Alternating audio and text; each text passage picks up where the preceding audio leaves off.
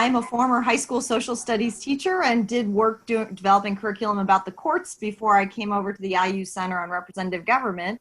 And we're just going to give you a brief walkthrough of some of the features of Engaging Congress today. So, and Liz, if you don't mind me interrupting for a moment, just so everybody knows what they're about to see, we're going to talk about Engaging Congress for about 20 minutes, and then Kid Citizen is going to speak, and then iCivics, one of the iCivics Ed Network members, Joe Schmidt, will speak as well. So just kind of seeing the overview of today.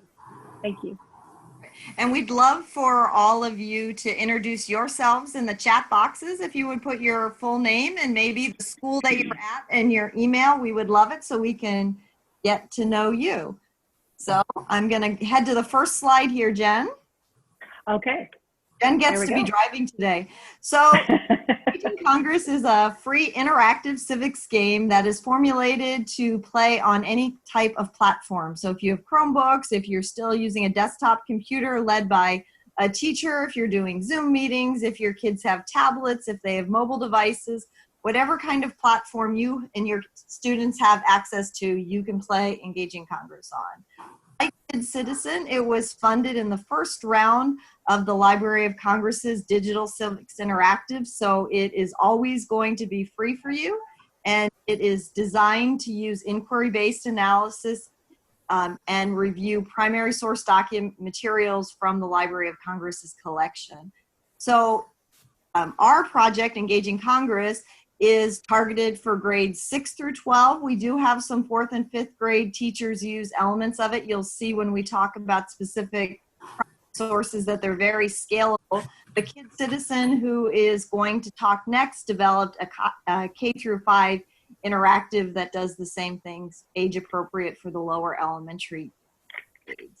So why would you want to use Library of Congress's Engaging Congress with your students? We have a couple testimonials here by some of Jen's students in Florida who she assigned to use it during the remote learning of the semester. It ended up being 2/3 of the semester. But do you want to share your student testimonials and describe what you assigned them to do? Sure. And by the way, we will share out a link for this slideshow if anybody wanted to go back through and see some more information about it. But I assigned this as, one of the last things that I did this year. And since I teach government, it's a semester course. So what I did is I asked the students to go onto Engaging Congress website, or they could use their phone, and then they had to choose one of the stories. And I'll show you an example of what I mean by a story in a moment. And then there's a short video that we'll share. But anyway, one of the things that one of my students learned is that he didn't realize that 47% of the federal money comes from income taxes. He was very surprised about all of that. And you can also see some details. What surprised me the most about some of these reactions that I got from the students is they were very detailed. And I only asked them to write a paragraph. I wasn't even looking for anything extravagant, but they really surprised me with some of their best writing and a lot of, synthesis of different information throughout the year. Okay, so on to the next slide. Oh, so here's another one. That's okay. Here's another one. And then, we can go. One of the things I like about this one is it talks about all of the suffrage amendments, 14th, 15th, and 19th amendments, not all of them, I should say, but some of the most important ones. And so I just, I felt like this was really good. And then this story over on the left, this student wrote about Ruby Bridges and about how inspiring that was, and that he had not known about that particular story. So that, these reactions were very surprising to me. And so here's another one, sorry. But anyway, this is really fast, and this is just a blow up of the previous one. Okay. So it was really interesting whenever she talked about Ruby Bridges is one of the pictures, kind of the classic picture with the marshals. And the student talked about how she learned how just from the posture of the marshals who were surrounding Ruby Bridges and their demeanor and stuff about how dangerous a situation it was for Ruby. They talked about how they knew the story about she integrated the school, but just seeing posture and the demeanor of the marshals conveyed to her how dangerous it really was for that girl. And I think another one said the same about the George Wallace standing in front of the University of Alabama, about just how much you learn from the body language and things of the people. So that was really great to read those student testimonials, and for them to carry that to the present, and the idea about how we still have so much problem protecting people's rights to vote. So that was great. So we just wanted to give you the why you should care about engaging Congress, that the students really react to it. They like it. They the ability, in some ways they think they're playing a game, but we're really sneaking in that primary source analysis. So we use inquiry-based analysis in each of the stories, which are thematic units. We have skill builders, and we have brief videos for each unit. And on the little right side of the picture, you can see a sample of a couple of the images and of one of the interactive games. This happens to be the budget game, which is the one Jen student talked about. We also have trivia challenges. We have knowledge check questions. So the skill builders are the idea that your students can learn how to build their analysis skills, looking at these various types of primary sources with no background. They can look at this picture of the suffrages, and through the questions that are asked, build their analysis skills, even if they don't know any content. If this happens also to be in your content area, you can use the knowledge check questions to make sure that they were paying attention and learning the content as you went, and then reinforce the knowledge and the skills with the mini games. And on the website, which is engagingcongress.org, you also can play through the web that way, but we also have links to all the primary sources for you. We have the more documents so you can show, and we have links to some of the primary Library of Congress tools, which Jen is going to show you in her presentation.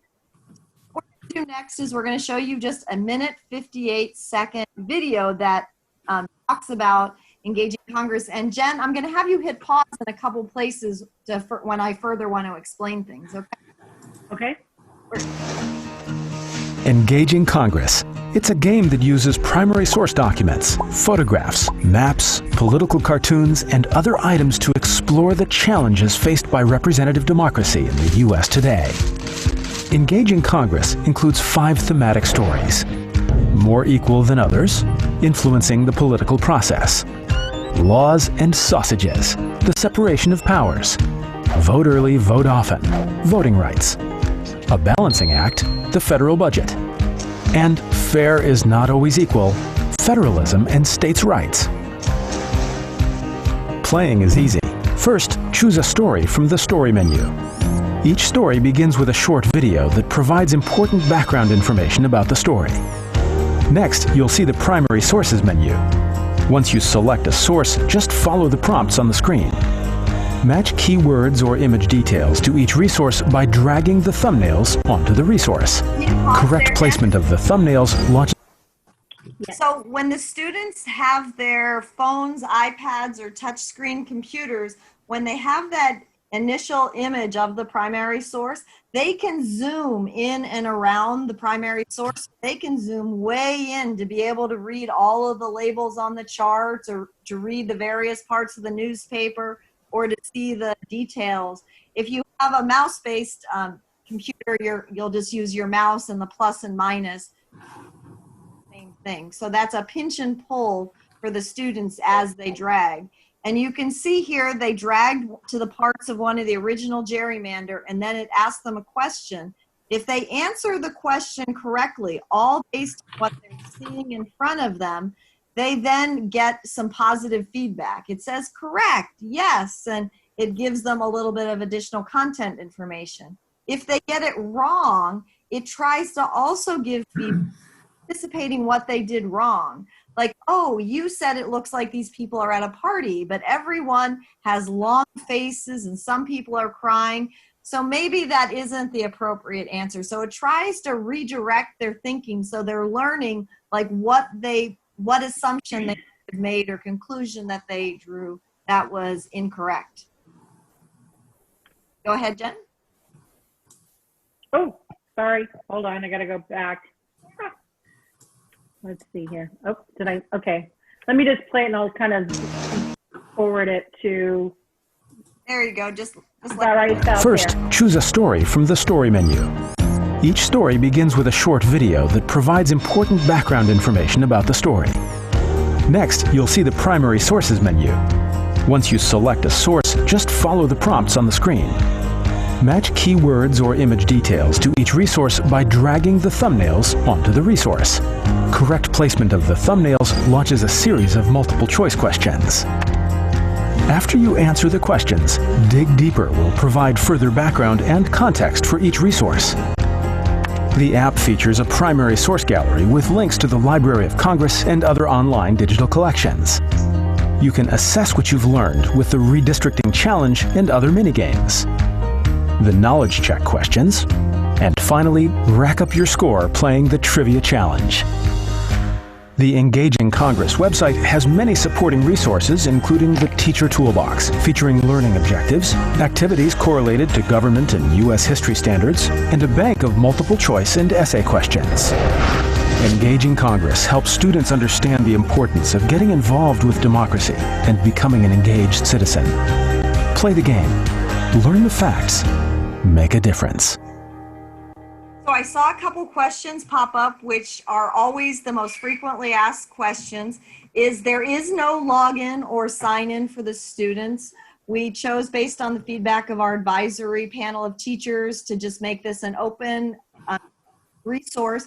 You can use any one particular part at any time. So if you just want to assign your students to watch 1.5-minute videos, if you just want them to play the games, if you want to assign them to choose only one primary source and look at it the night before class and write a quick reflection, you can do that. So you can enter at any different point.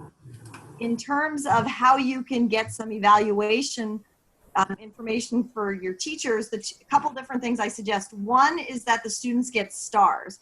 So they get a full star if they answer correctly on the first try, and a half star on the second try, and they do not get any points. They cannot try a third time to guess.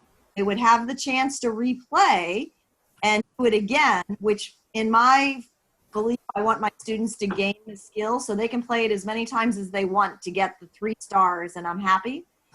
Screenshot those for you and send you the screenshot showing that they've completed the stars on 1, 2, 3, 4, 5, 6. The same thing on each of the games.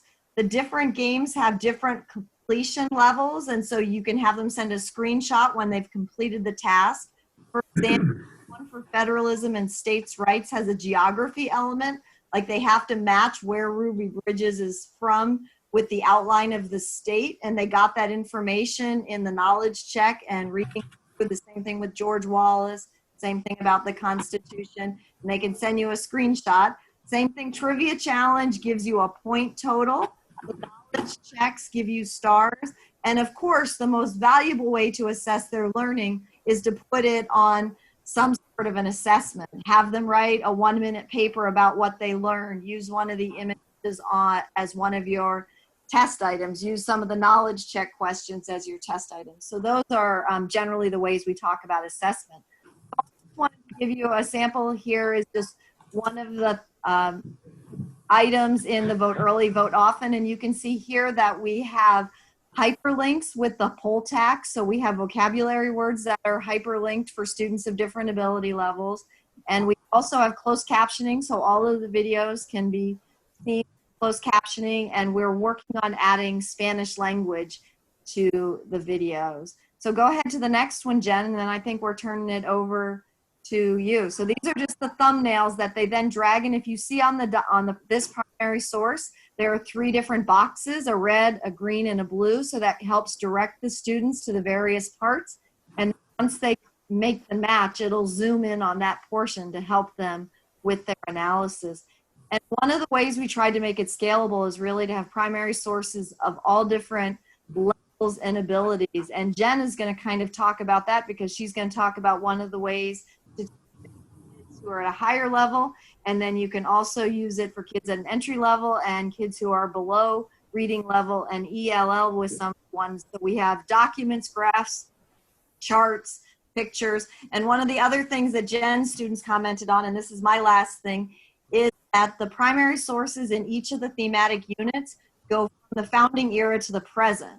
So So the students can start with the Boston Tea Party, but they can end with the federal budget of 2018. So they understand that these issues go throughout American history and are a part of their generation as well. And as active citizens, they need to be able to help understand these issues so they can participate. So I'm going to turn it over to Jen.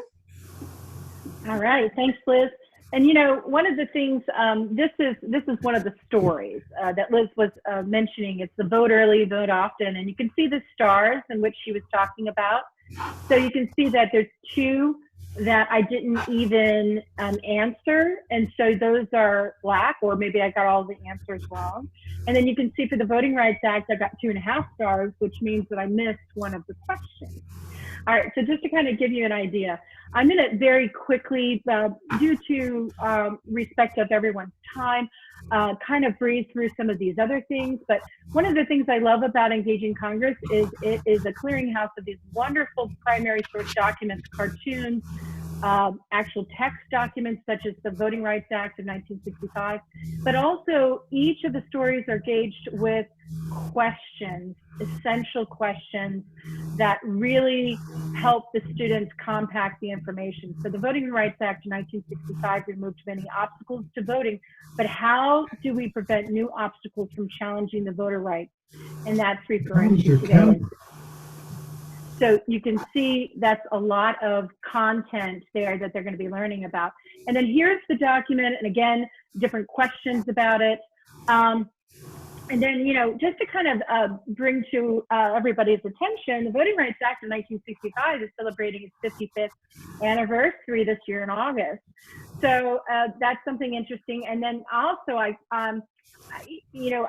I want middle school teachers or upper level elementary teachers here that are here tonight to recognize the fact that these can be used in your classroom. I kind of went deeper with the high school students, and so some of the things that I pulled out, I went deeper with Voting Rights Act of 1965 and went to the TCS, or the Teachers Teaching with Primary Sources Teacher Network, and from there I was able to bring out a lot more sources. And then what I did is I apologize for going so quickly through this, but what I did is I actually had printed out the documents, shared them in like a gallery walked format, and then had students have the primary source analysis tool. And so this is so beneficial, and in case you've never seen this is from the Library of Congress. And then again, for my AP students, I would go even deeper. I would go and really look at one of the modern Supreme Court cases that exist today. From the Shelby County versus Holder case. And again, this actually found one piece of the Voting Rights Act of 1965 unconstitutional. So again, bringing in the modern civics and the change. And then I would be remiss if I didn't talk about the 100th anniversary of the 19th Amendment, which is in August this year. And so I did pull from Chronicling America, which is also on the Library of Congress site, a newspaper article from Indiana, since Engaging Congress is from Indiana University. And so this also is a good example of how to use and go deeper into the content. I will put this in the chat box later, but I just wanted to show you really quickly. I did compile some resources for you, and I will share those out. And then finally, Liz, if you wanted to talk here, I will if you want me to, but this is just a very quick.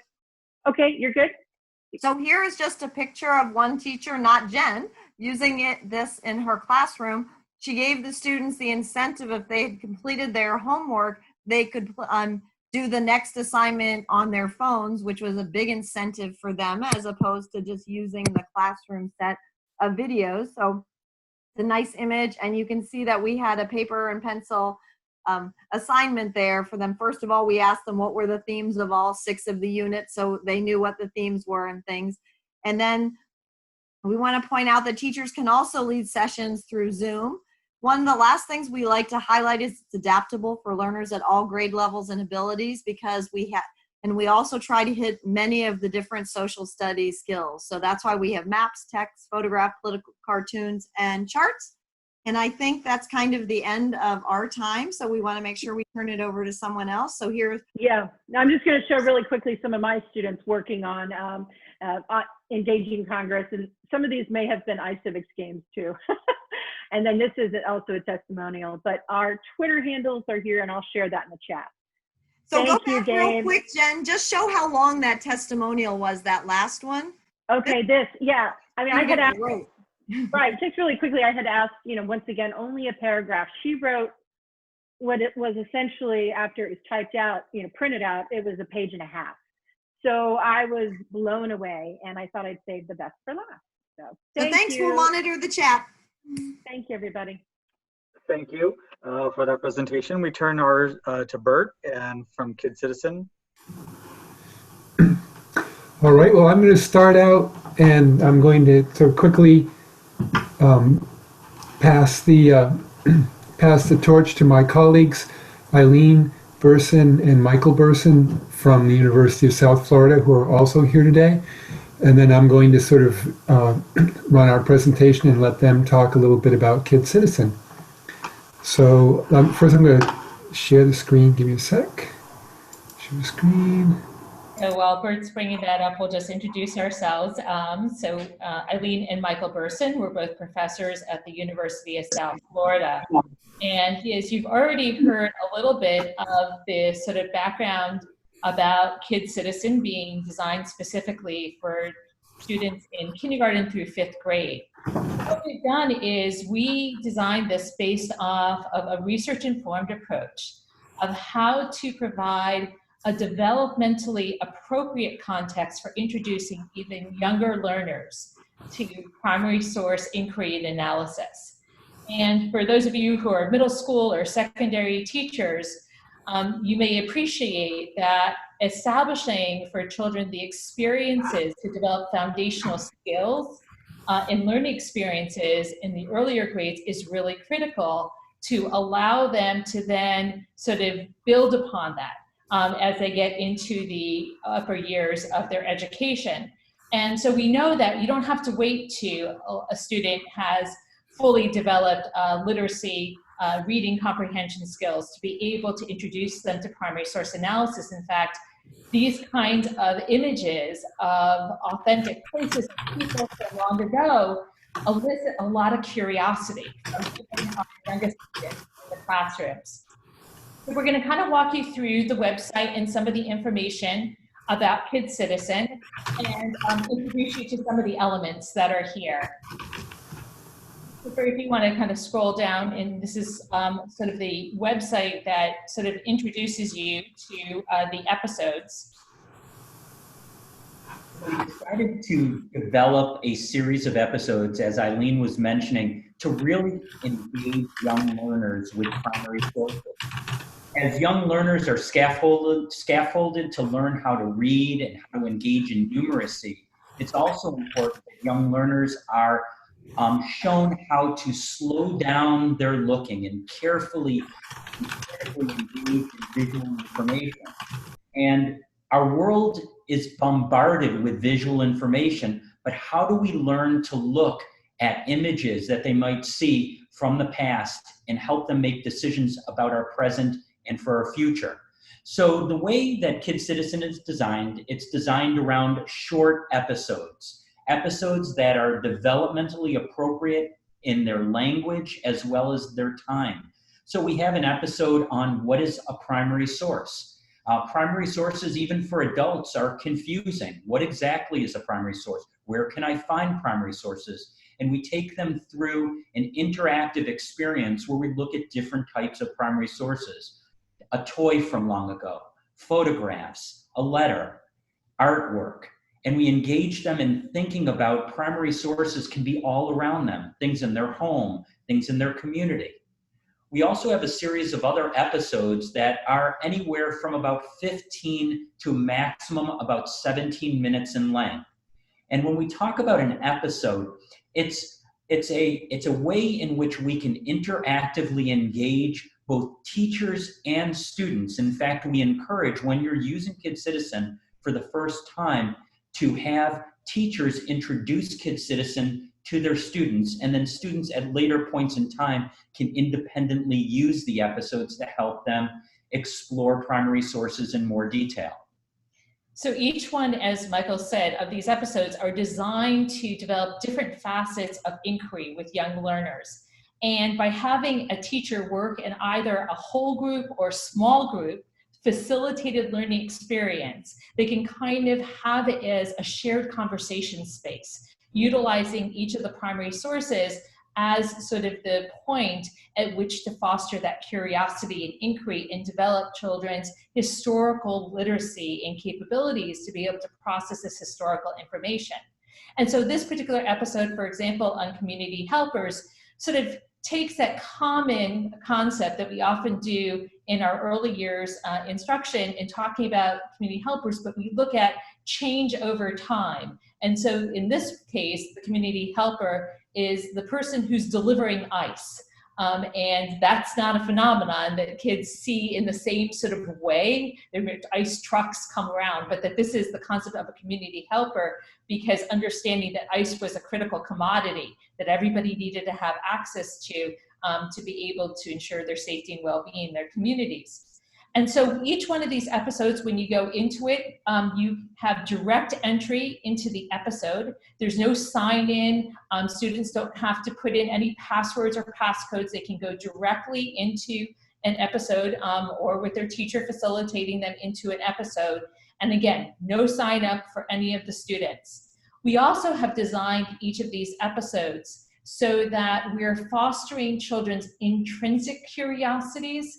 Again, this is based on research-informed evidence about how young learners engage best with interactive digital resources. So there are no points, there are no bells, there are no whistles. There's just sort of the experience of uncovering information.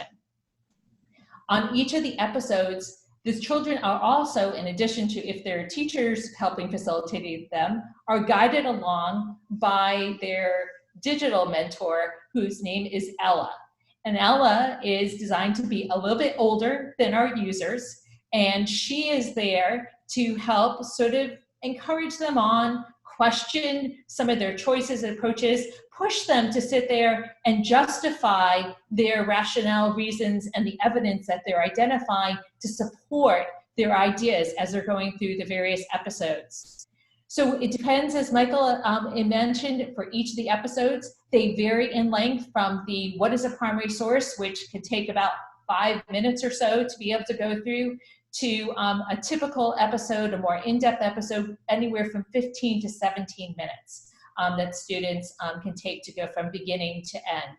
So it fits within that kind of sweet spot of sort of sustained attention for our younger learners, about that 15-minute sort of time frame.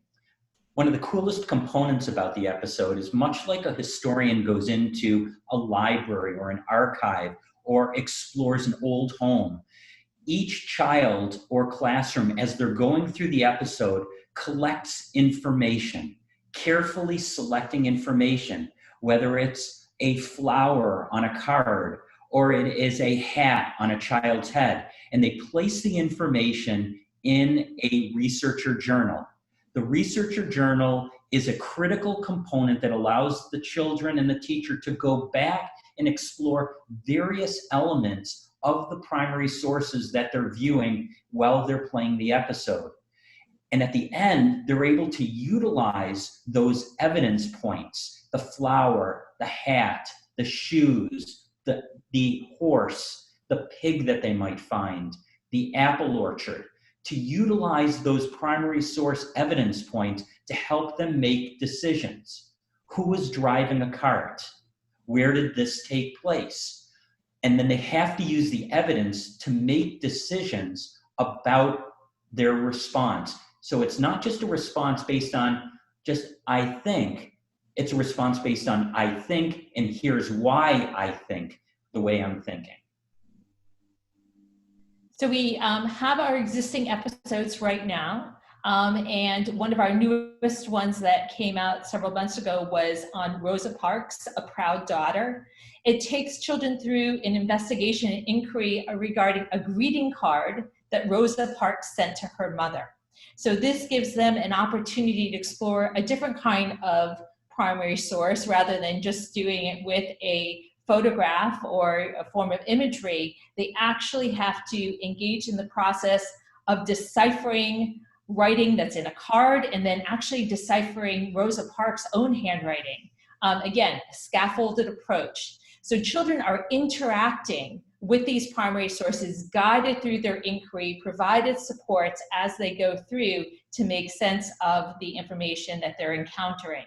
So think about how many children today know how to decipher cursive writing. It's one of those lost arts that keeps day by day falling by the wayside. In this particular episode, as Eileen was mentioning, we explore cursive writing because this, in Rosa Parks' own words, a letter that she wrote to her mother. And again, when we talk about scaffolding, in exploring and exposing children to primary sources, there are so many primary sources of the past that are written in cursive.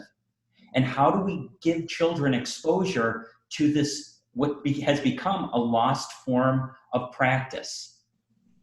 So many of our original episodes are actually in the process right now of also being translated into Spanish in collaboration with our colleagues at the University of Puerto Rico are working with us so that we have Spanish language versions that will be available for use by teachers and students in very near future. And then all of the episodes also, in addition to having obviously the interactive learning experience that's freely accessible for all children and their teachers to utilize and access.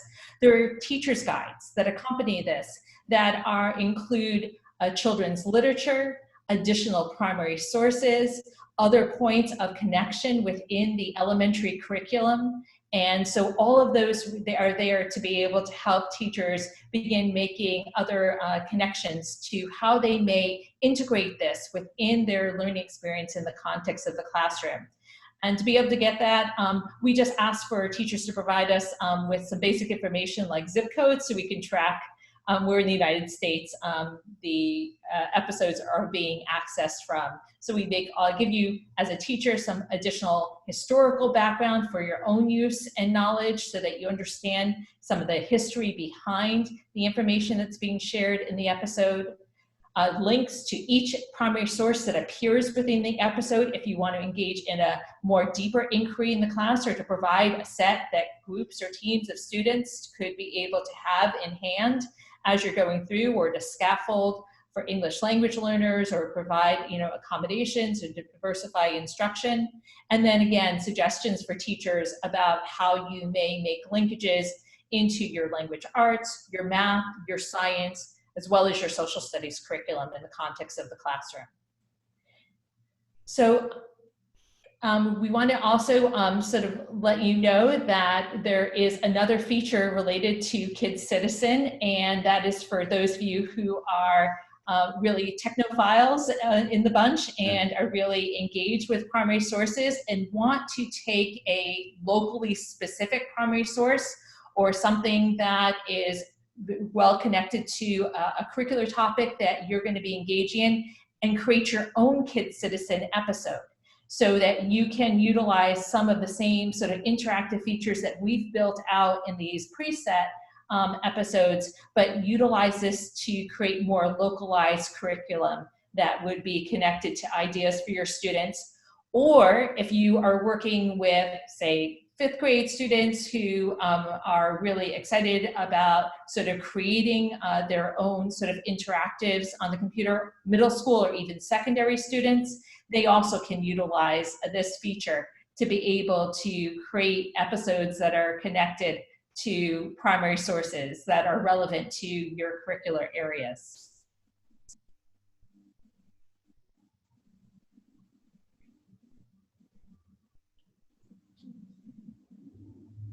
I think, Bert, if there's anything else you'd like to add, I think we're good for us to move to iCivics.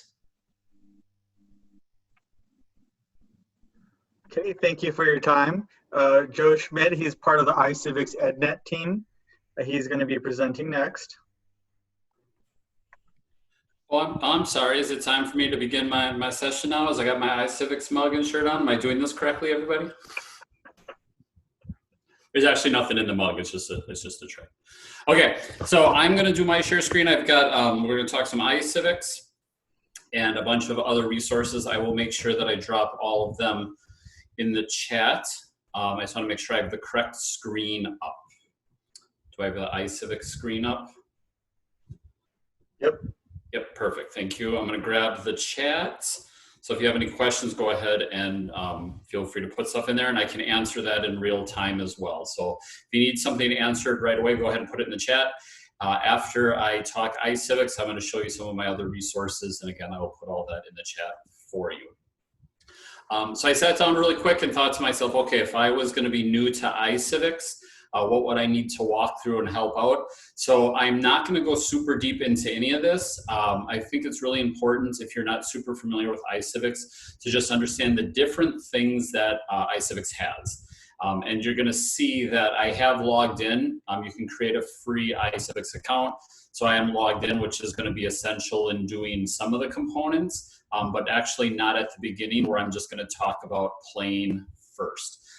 So this is where I got started with iCivics, is just playing the games. You do not need to register. Your students do not need to register to play the games. You will find out later on that if you want to do some of the classroom stuff with the students, you're going to need the accounts. But for first off, that's not necessary. And so they have the complete list of games right here that they go down. And what I like, they're in alphabetical order. In this part, but it tells you how long you can expect the play time to be. So Argument Wars is a 0 to 15 minute game. Branches of Power is going to be more than 30 minutes. So it gives you a little bit of an idea of what you are starting to sign up for, gives you a brief little introduction to it. Any of the games, I will tell you, I almost consider putting on my Win the White House shirt, because that's my personal favorite. But any of the games that you click on,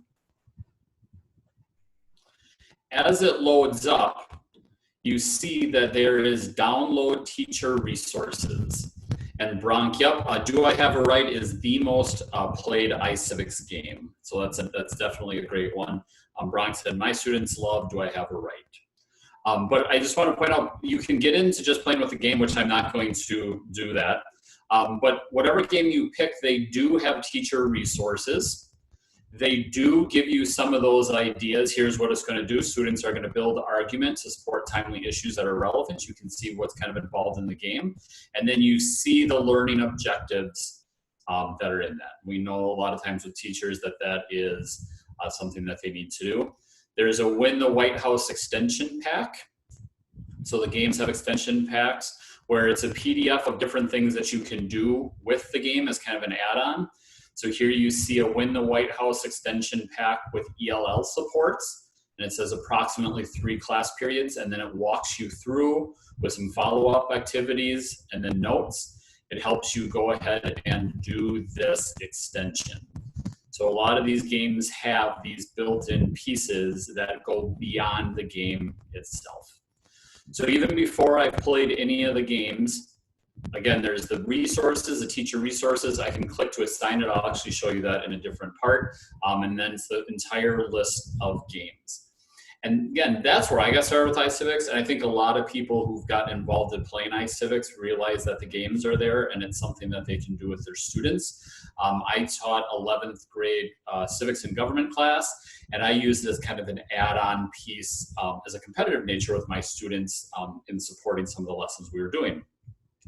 But the great thing about iCivics is they have a lot of teacher resources that go just beyond the games, including a scope and sequence. And this is one of those things, if I would go back now in time and I was teaching like a, especially middle school or freshman civics course, they walk you through unit by unit, like a scope and sequence where you could just take kids through iCivics to teach a government course. And so again, it's telling you what the unit is, what the resources are in there. And if you've noticed, we haven't quite gotten there yet, it's not just games. So they have a unit, a growing nation, there's a lesson plan, then the DB Quest, and then 4 more lesson plans. And if you notice, I clicked on scope and sequence, but all of the parts that are in there, all of the units, have their curricular units in here as well. So what were we talking about? Was it expand a growing nation? Is that what I was looking at? And so in here they have middle school and high school. They have created lesson plans where you can download the resources, you can take a look. So how would you teach the Oregon Treaty of 1845? Here's the link to the lesson plan. Here's the learning objectives.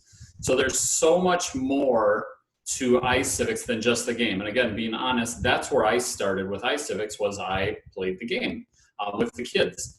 And now again, there's an entire scope and sequence and looking at what part do you want to expose those kids to.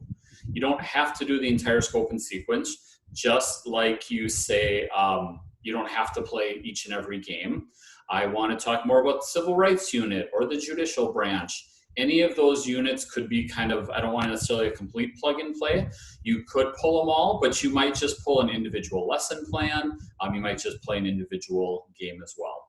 So again, just stressing for probably the 4th or 5th time that iCivics is so much more than just those games, even though I'll be honest, the games are my favorite part. I loved playing the games. That's why I had to win the White House. My challenge every time with my students was I would post a score, print it out, put it up on the board, and if anybody could beat me, then I'd get them some sort of treat. And I think I was undefeated. I loved Win the White House. I had all the nuances played out with that. And it is, Win the White House is something that I do talk about. I do professional development around civil discourse, and one of the ways that I suggest to people to talk politics or to teach politics is through iCivics, because it truly is randomly generated. No one party has a different chance or a better chance to win the White House. All the states change colors and all those type of things. So it's that the role of running through an election and understanding a party platform without actually having to worry about a particular state being a certain way or having to deal with that. So I love, that's a great thing. So now I did tell you about how I had created an account. What I really like about creating an account is if students create an account, I'm going to start with that part because this was, I thought, was so engaging for that, is they have the ability to create and edit their own avatar. And I think anytime you're looking at engaging learning for students, you want to find as many points of interest to engage them in. And some students would be super competitive, and I would post high scores for each class up on the board. And then students would say, well, can I play it again later? Can I send you a screenshot or print off a new score? Can I go up the board, right? The idea that they wanted to continue playing after class had done, for me, was always a win because they were so engaged in that learning. But that was good for some students. Not all students were that competitive. I did have students during the time where I was using iCivics who were excited about their avatar. Because as you play games, you earn these impact points for completing a game, for winning a game, for earning badges. But then you also unlock a hat. I just remember one student coming up to me all excited because she'd played all weekend because she got the new hat for her avatar, which was important for her. She was playing the game to build the avatar. That didn't work for all students, but it worked for that student, who I wouldn't say was one that was engaged in trying to have the high score. So the avatar is one. They can do their achievements. So they would track as well. So these are the badges that I've earned. And again, this was a point of entry for some students. Some students were excited about earning their badge hound or dabbler to try playing all the different games. That was a point of interest for them. And so again, some like the avatar, some like the point system, some like the badge. And then I will come back to the impact points. I think are a great piece. They're actually things that you can do, and you can decide groups. I can donate my points to different groups. And then iCivics does actually take, so here now until June 26th, and they will actually support those groups in real life. So students, the points that they earn, the impact points that they earn, can actually translate into real life impact for real life organizations. And so I think that that's important for them to know, that even though they're in a classroom and that they're learning, then they still have the ability to impact the world around them. So now with my classes, and I was thinking about making sure, I was like, well, do I have to change names? So I think I'm pretty well past some of the statute of limitations on some of these. These are classes that are 6-7 years old at this point. But as you can see, I would have individual classes. So my first hour of government, second hour, third, sixth, they all had individual class codes. You can see where I put in assignments. You can add announcements. And then if you just go in, you see the students. You can keep track of, in the assignments, I assigned We the Jury. And then it tells me who completed it, what the points were. And this was not a timed one, so it didn't have the playtime. But I could keep track of who was doing what in that assignment. I could also track through individual students. What have they been doing? What have they been working on? So if I look at Marcus, I wonder if some of this stuff's timed out, because Marcus would have been one that had played. But you can track, again, you can assign students. You can check to see how individual students have done with it, what their scores were. And this would be another way that I would track high scores and low scores, et cetera, et cetera. So yes. Hey, Joe. Yep, Joe, go ahead. Can I interrupt you for a second? Absolutely. There was a question about Canvas. Bronk wanted to know, how nice does it play with Canvas, or is it just a single point login? Do you know anything about how iCivics, I mean, I guess, like you said, you just create the classes, and then you give them the sign in, and then they can create their own user. I like using Google Classroom because it links up so nicely, but I'm assuming that if you use Canvas, you could just assign the site, and you could assign the, you know, in other words, you can give them the link to go to iCivics, and then they just have to have the sign-in code, the class code, right? How do you know anything about Canvas? I have not worked with Canvas in that. Okay. So I'm guessing your best guess is probably just about as good as my best guess. Okay. And then another question was about, yeah. Okay. Anyway, yeah, I'm sorry, Joe, to interrupt you. Go ahead. Excuse me. No. I was watching the chats coming through, and I saw you responding to different people. So I was hoping I was pretty well taken care of with that. So that's what I wanted to, again, in that very quick overview. That there's the games that you could use in. All the games have the associated resources, the expansion packs to bring with them. They have developed a scope and sequence. They have different curricular units that tie into all of that. And then in your own accounts, and again, you know, for me, it's always that big part of, if there was one specific way to engage students, that's how I'm sure we'd engage them. But what I've always loved about iCivics is, you know, my experience with it is some kids care about the high score and the points, and some kids actually do just, they care about the avatar, and some kids care about the badges and getting those little rewards, and all of those come into play. You don't have to spend any time on your avatar if you don't necessarily want to, and you don't have to, you know, worry about the badges, but they are points of entries for students. And then there's that little bit of that built-in kind of classroom account management piece where you can track in with the students. And again, people are talking in the chat box. There's the connections to Google Classroom in that as well. So besides iCivics, Gabriel also asked if, oh yes, I will say that, yeah, and there's the generic, if you noticed, it's all of those randomized names. It's always like a color, a number, and then like a civic, or a color, a civic-based name, and then that number piece, which is always nice because I didn't have to worry about trying to figure out what students might be trying to put into a name or trying to slip through or whatever. It was just that piece in there, and then it's good to go. Other resources, So when Gabriel asked if I would do it, I said, yeah, I can always talk iCivics. And he said, well, if there's anything else you have for civics, then I would happy to be shared of that as well. And so for me, I'm the social studies specialist for the Maine Department of Education.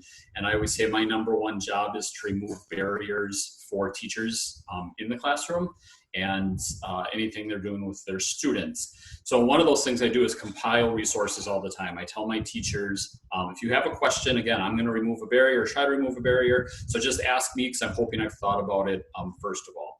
So I'm gonna give you 4 different kind of layers to resources. I say this is kind of your a la carte menu, depending if you want a little drip drop or the fire hose. So the first one, and I'm happy and I'm hoping they're happy as well, you'll see Kid Citizen and Engaging Congress are both on this list. I'm going to go ahead and put this in the chat box. I created this during the start of the COVID-19 and some of our distance and remote learning. And our motto was to— You just made my day, Joe. Thanks. Was to be the link, not share the link, because we realized very early on there was plenty of places that had hundreds or thousands of resources. And so what I did here was recognizing that, yes, people do need resources, but they don't need 100 of them right now. And so it was the idea of, and this, the civics and government strand, what is your grade level? And then here's like my top 4 or 5 picks. Like here's to start. And you'll see in Maine, our strands are civics and government, personal finance and economics, geography and history. So right up here is just that first one again. So that's my minimal. So if somebody came up to me and said, Joe, I can only check out 4 I'm a middle school teacher, I can only check out 4 websites to teach civics and government. These are basically the 4. And you'll see the Civics Renewal Network in there. And I've done the search in it. So if you click on that, it takes you right to the search for 6th through 8th grade lessons. If you're looking for more than that, if you go to my standards and instructions set of pages, each of my strands does have its own page. So for example, this is our civics and government strand. And these are the best resources for me to support teaching civics and government. So if I'm in Maine teaching these civics and government standards, this is my list. I usually refer to them as like my Casey Kasem's top 40, that if you catch me in the hallway, these are the ones I'll probably rattle off the top of my head. And I hope that I kind of build them at different times. So I'm trying to think if Engaging Congress might not be in there. Maybe I'll have to update that. But then again, you'll see this is kind of your dozen, my top dozen. So we went from 4 based on grade level to kind of top 12 in all. This one I have is my current social studies online and tech-based resources. It is a little dated. I was working on this before this position.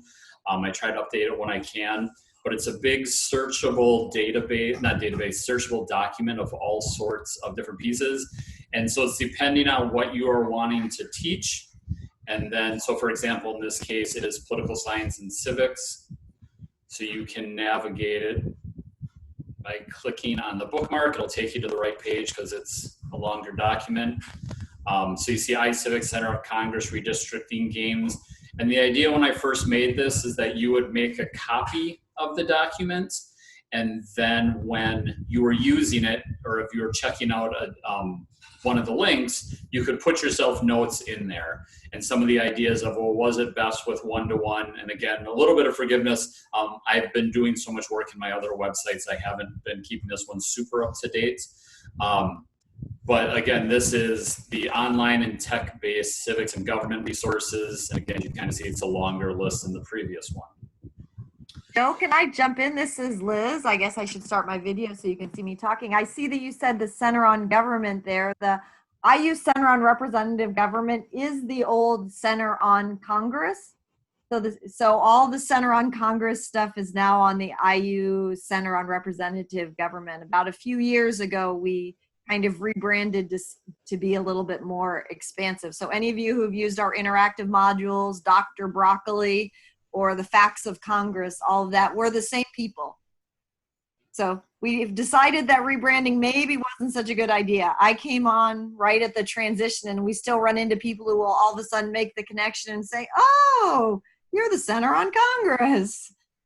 So So happy to see that you're using those, and we're working on updating those interactives to not need Flash after December.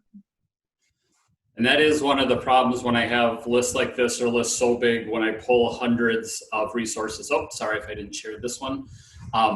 I have fallen behind in trying to keep this one updated. So like I said, in my previous position, I was the social studies curriculum specialist for Madison, Wisconsin Public Schools. And this was my centerpiece for that one. Now that I have my own webpage, I don't go back to this one as much. But again, it's sorted, and I've reached out to, if anybody wants to help me try to update this or take a look, I'm always looking for help on this one. But my end-all, be-all, the complete fire hose one, and I always tell people, if you're not familiar with this, how many people here have too many bookmarks that you don't know what to do with because your bookmarks have become unhelpful? And thank you, Bronk, for having your video on and nodding your head. So, and Elizabeth, what I highly, highly, highly recommend is Diigo. It's a Chrome extension add-on up here, D-I-I-G-O. And anytime I come across something that I like, it sits right here. I can add the little bookmark. I type in the tags on it. And what I have here is I'll put in, so I've searched my Diigo account for anything that I've tagged as civics. And there's 199 things in there that I've tagged as civics. If I take that out, and you have access once you're into this, you can have access to the whole piece. If you'll notice, in my profile, this is completely open and public, I have 3,959 bookmarks. But by going through and saying, well, I just want civics. And as I start to type, it shows the bookmarks that I have. But if I type civics, I'm down to 199. And I can start to cross-reference that with other things. I can add civics and high school. And I'm down to 3. I could do civics and middle school.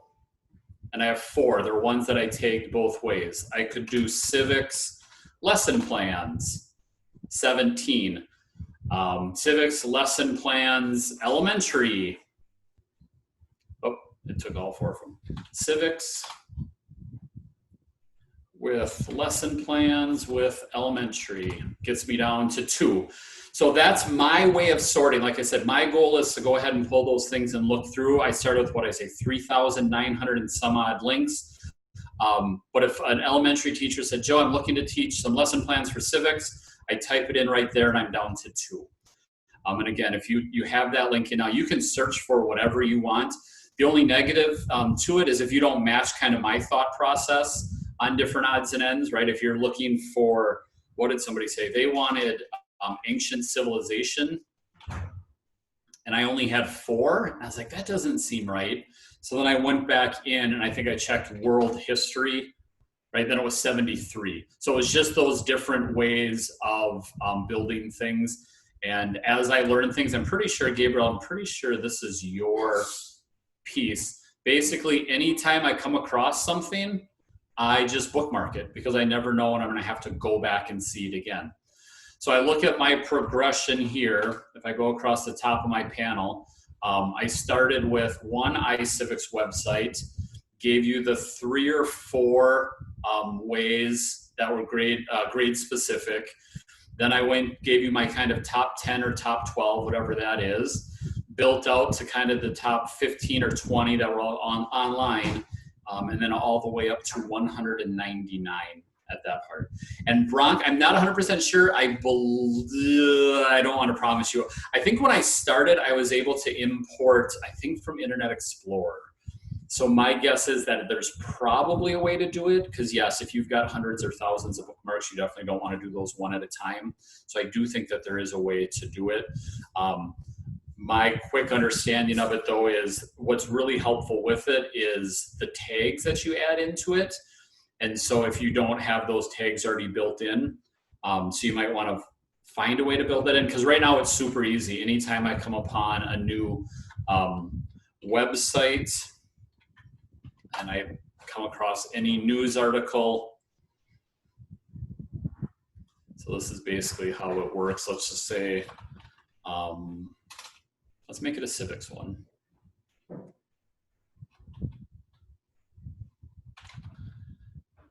So something comes across my news feed and I see the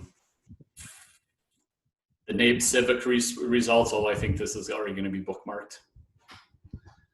Okay, this one isn't. So right up here, I would just click on it. I'm going to save the bookmark. I'm going to make it public.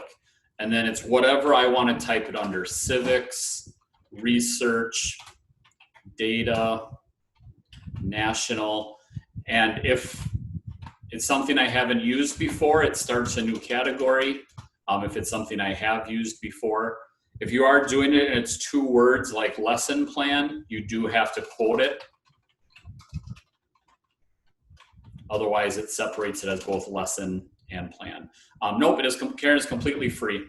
It's a free add-on. And so that last one that I showed you, again, that's my fire hose of everything that I use Diigo. So I always talk about Diigo just because I know if anybody's like me, they have way too many bookmarks. But that's my way to sort through the 199 results that I shared. So again, one website is my favorite, iCivics. The couple of what I think are best per grade level, my top 10, top 20, and top 199 for civics education. And then I will, I can be reached at joe.schmidt@maine.gov.